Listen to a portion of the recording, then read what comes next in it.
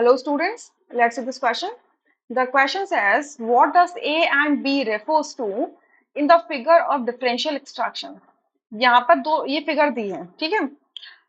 ये differential extraction की आपको सेपरेटरी फनल दिया हुआ है, आपको ए और बी बताना है कि क्या है। और यहाँ आप देख रहे हो कि जो लेफ्ट में फिगर है उसमें बिफोर एक्सट्रैक्शन लिखा है और राइट में है उसमें आफ्टर एक्सट्रैक्शन लिखा है।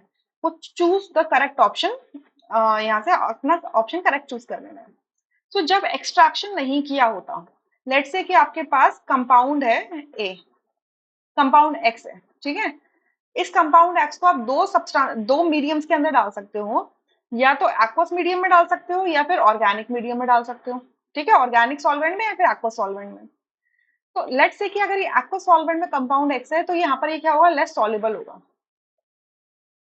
और हम ये अज्यूम भी कर लेते हैं कि कंपाउंड जो एक्स है ये मैंने ऑर्गेनिक कंपाउंड लिया है, ऑर्गेनिक कंपाउंड लिया है, ठीक है।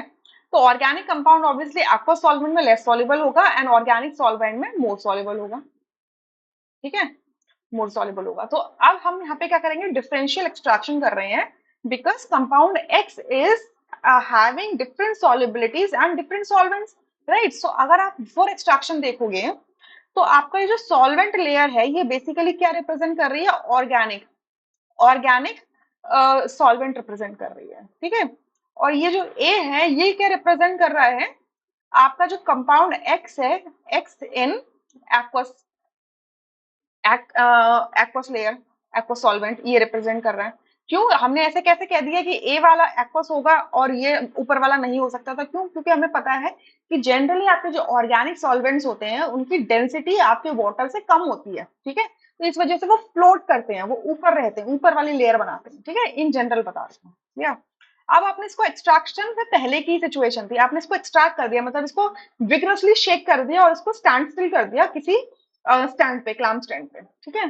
धीरे धीरे आप क्या ऑब्जर्व करोगे कि जो कंपाउंड एक्स था, जो कि ऑर्गेनिक कंपाउंड है, जो एक्वा सॉल्वेंट में था, वो क्या करेगा, क्योंकि आपने विग्रस इसको शेकिंग दे दी, तो कंपाउंड एक्स क्या करेगा, एक्वा सॉल्वेंट को छोड़कर ऑर्गेनिक सॉल्वेंट में चले जाएगा। तो ये जो बी है ये क्या है, ऑर्गेनिक कंपाउंड इसके अंदर होगा। मैंने ऑर्गेनिक कंपाउंड का नाम एक्स लिया है ना, तो एक्स इन सॉल्वेंट लेयर आ जाएगी। Solvent layer, solvent layer basically हमारी क्या है, ऑर्गेनिक लेयर है, ऑर्गेनिक सॉल्वेंट है बेसिकली, ठीक है। और ये नीचे आपका एक्वस लेयर रहेगी, मतलब आपका साफ साफ पानी निकल के यहाँ आ गया है, ठीक है। तो अब हमें बस वही चूज करना है। तो ए क्या रिप्रेजेंट करता है, एक्स इन एक्वस सॉल्वेंट, मतलब एक्स क्या है, ऑर्गेनिक कंपाउंड है, so organic compound in aqueous solvent. So A represent कर रहा है organic compound in aqueous layer. So देखो ए यहाँ पे ये लिखा है, यहाँ पर लिखा है ऑर्गेनिक कंपाउंड इन सॉल्वेंट लेयर, तो ये तो बी गलत हो जाता है। सी ऑप्शन में लिखा है inorganic compound in aqueous layer, ठीक है।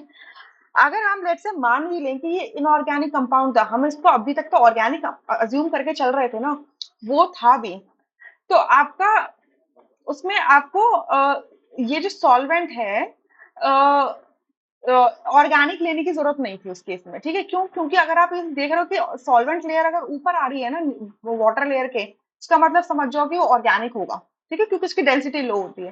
तो इस वजह से यहाँ पे इनऑर्गेनिक कंपाउंड यहाँ पे भी लिखा हुआ है, इस चीजों को आप रूल आउट कर सकते हो, या तो सिर्फ ए ही ऑप्शन करेक्ट होगा। बी में लिखा है organic compound in the solvent layer, जो हमने फाइंड आउट कर लिया है। सो अकॉर्डिंगली ए ऑप्शन निकल के आता है। I hope you understood, thank you.